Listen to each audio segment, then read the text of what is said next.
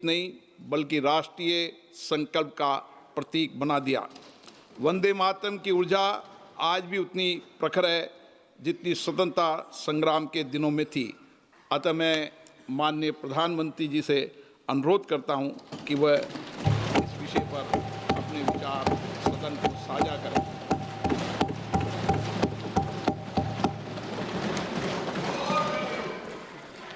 आदरणीय अध्यक्ष महोदय, मैं आपका और सदन के सभी माननीय सदस्यों का हृदय से आभार व्यक्त करता हूं कि हमने इस महत्वपूर्ण अवसर पर एक सामूहिक चर्चा का रास्ता चुना है। जिस मंत्र ने, जिस जयघोष ने देश की आजादी के आंदोलन को ऊर्जा दी थी, प्रेरणा दी थी, त्याग और तपस्या का मार्ग दिखाया था, उस वंदे मातरम का पुण्य स्मरण करना इस सदन में हम सबका ये बहुत बड़ा सौभाग्य है। और हमारे लिए गर्व की बात है कि वंदे मातरम के 150 वर्ष निमित्त इस ऐतिहासिक अवसर के हम साक्षी बन रहे हैं।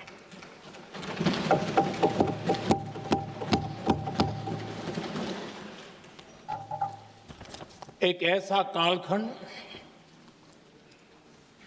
जो हमारे सामने इतिहास की अनगिनत घटनाओं को अपने सामने लेकर के आता है। ये चर्चा सदन की प्रतिबद्धता को तो प्रकट करेगी, लेकिन आने वाली पीढ़ियों के लिए भी, दर पीढ़ी के लिए भी ये शिक्षा का कारण बन सकती है अगर हम सब मिलकर के इसका सदुपयोग करें तो। आदरणीय अध्यक्ष जी, एक ऐसा कालखंड है जब इतिहास के कई प्रेरक अध्याय फिर से हमारे सामने उजागर हुए हैं। अभी अभी हमने हमारे संविधान के 75 वर्ष गौरवपूर्व मनाए हैं। आज देश सरदार वल्लभ भाई पटेल की और भगवान बिरसा मुंडा की 150वीं जयंती भी मना रहा है। और अभी अभी हमने गुरु तेग बहादुर के 350वां बलिदान दिवस भी मनाया। और आज हम वंदे मातरम की 150 वर्ष निमित्त सदन की एक सामूहिक ऊर्जा को, उसकी अनुभूति करने का प्रयास कर रहे हैं।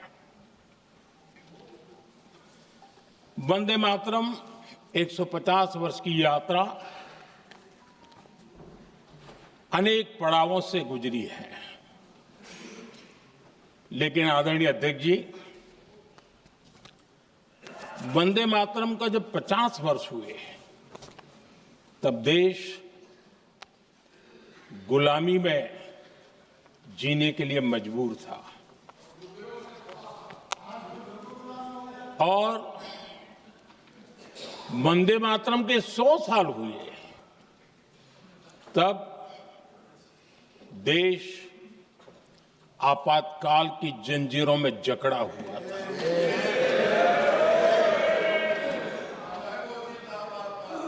जब वंदे मातरम 100 साल के अत्यंत उत्तम पर्व था, तब भारत के संविधान का गला घोंट दिया गया था।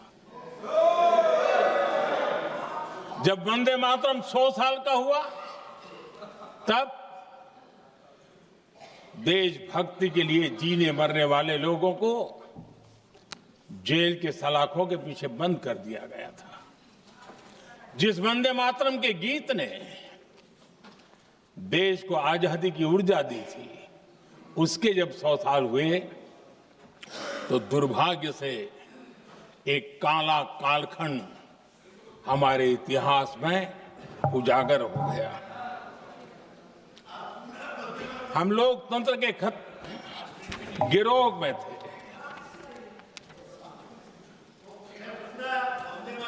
आदरणीय अध्यक्ष जी, 150 वर्ष उस महान अध्याय को, उस गौरव को पुनः स्थापित करने का अवसर है और मैं मानता हूं सदन ने भी और देश ने भी इस अवसर को जाने नहीं देना चाहिए। यही वंदे मातरम है जिसने 1947 में देश को आजादी दिलाई।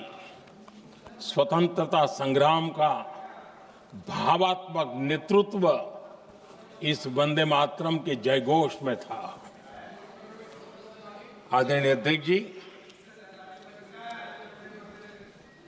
आपके समक्ष आज जब मैं वंदे मातरम 150 निमित्त चर्चा के लिए आरंभ करने खड़ा हुआ हूं, यहां कोई पक्ष प्रतिपक्ष नहीं है, क्योंकि हम सब यहां जो बैठे हैं एक्चुअली हमारे लिए रण स्वीकार करने का अवसर है कि जिस वंदे मातरम के कारण लक्षावधि लोग आजादी का आंदोलन चला रहे थे और उसी का परिणाम है कि आज हम सब यहां बैठे हैं। और इसलिए हम सभी सांसदों के लिए, हम सभी जनप्रतिनिधियों के लिए वंदे मातरम के रण स्वीकार करने का ये पावन पर्व है।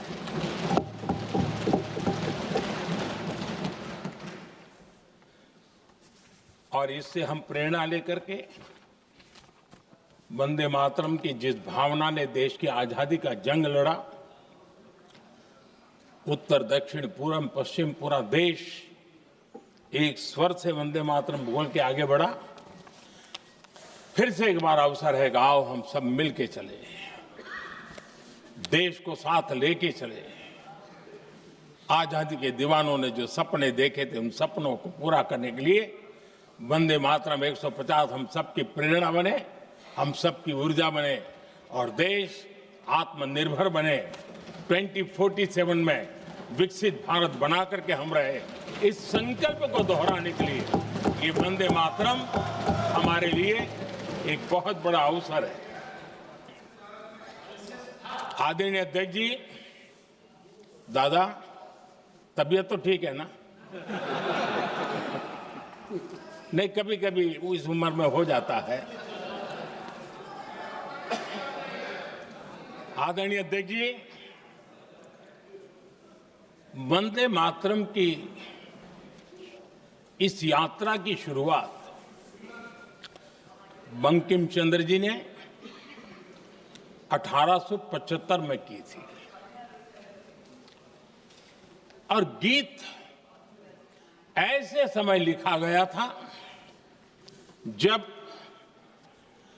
1857 के स्वातंत्र संग्राम के बाद अंग्रेज सल्तनत बौखलाई हुई थी, भारत पर भांति भांति के दबाव डाल रही थी, भांति भांति के जुल्म कर रही थी और भारत के लोगों को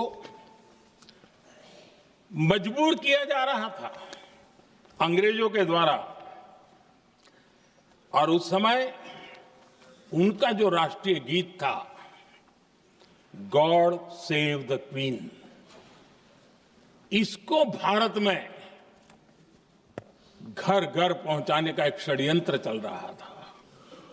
ऐसे समय बंकिम दा ने चुनौती दी और ईंट का जवाब पत्थर से दिया और उसमें से वंदे मातरम का जन्म हुआ।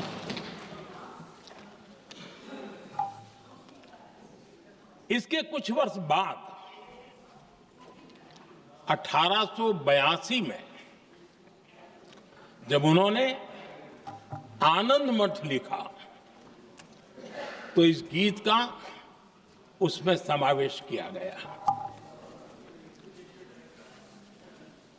आदरणीय अध्यक्ष जी, वंदे मातरम ने उस विचार को पुनर्जीवित किया था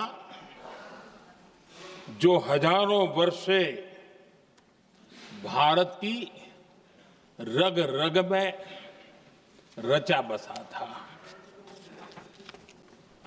उसी भाव को, उसी संस्कारों को, उसी संस्कृति को, उसी परंपरा को उन्होंने बहुत ही उत्तम शब्दों में, उत्तम भाव के साथ वंदे मातरम के रूप में हम सबको बहुत बड़ी सौगात दी थी।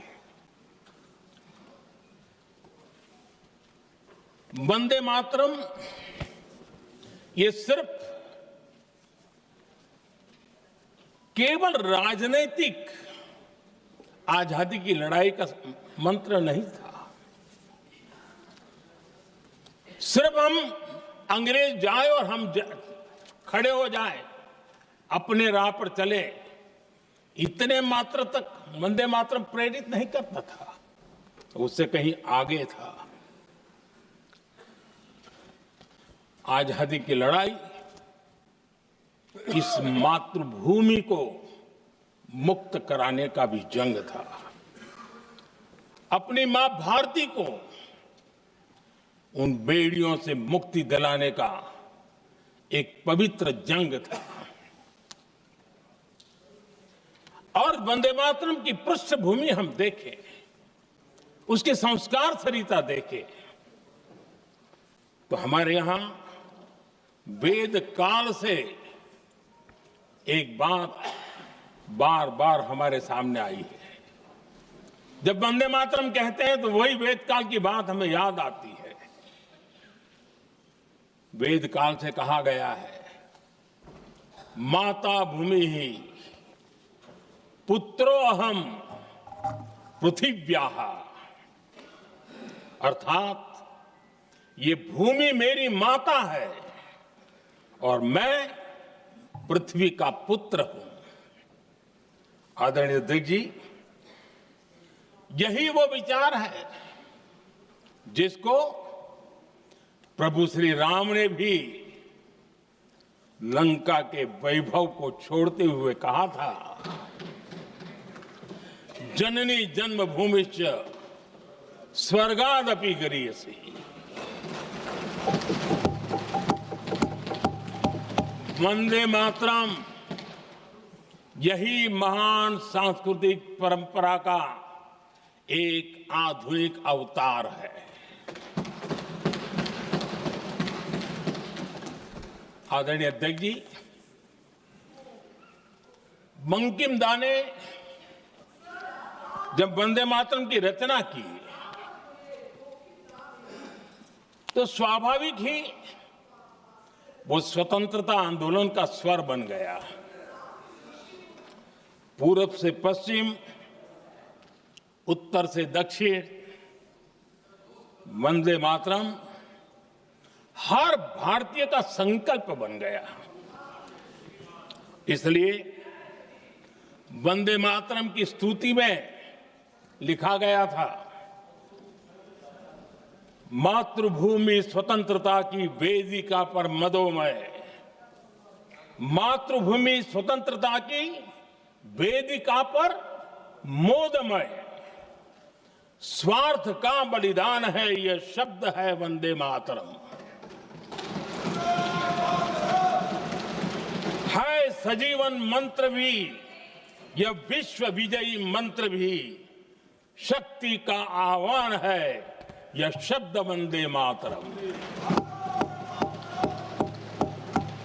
उष्ण शोणित से लिखो, वक्ष स्थली को चीर कर वीर का अभिमान है यह शब्द वंदे मातरम। आदरणीय अध्यक्ष जी, कुछ दिन पूर्व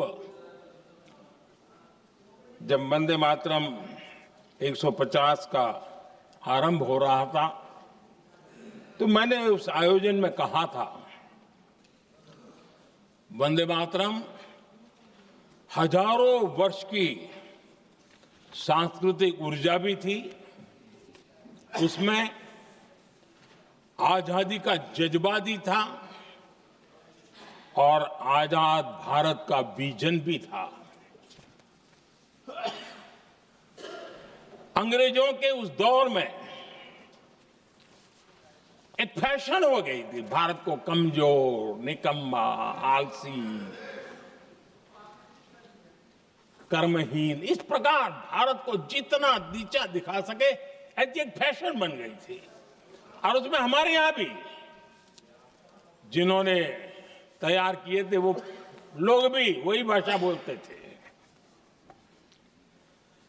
तब बंकिम दा ने उस हीन भावना को भी झकझोरने के लिए और सामर्थ्य का परिचय कराने के लिए वंदे मातरम के भारत के सामर्थ्यशाली स्वरूप को प्रकट करते हुए आपने लिखा था,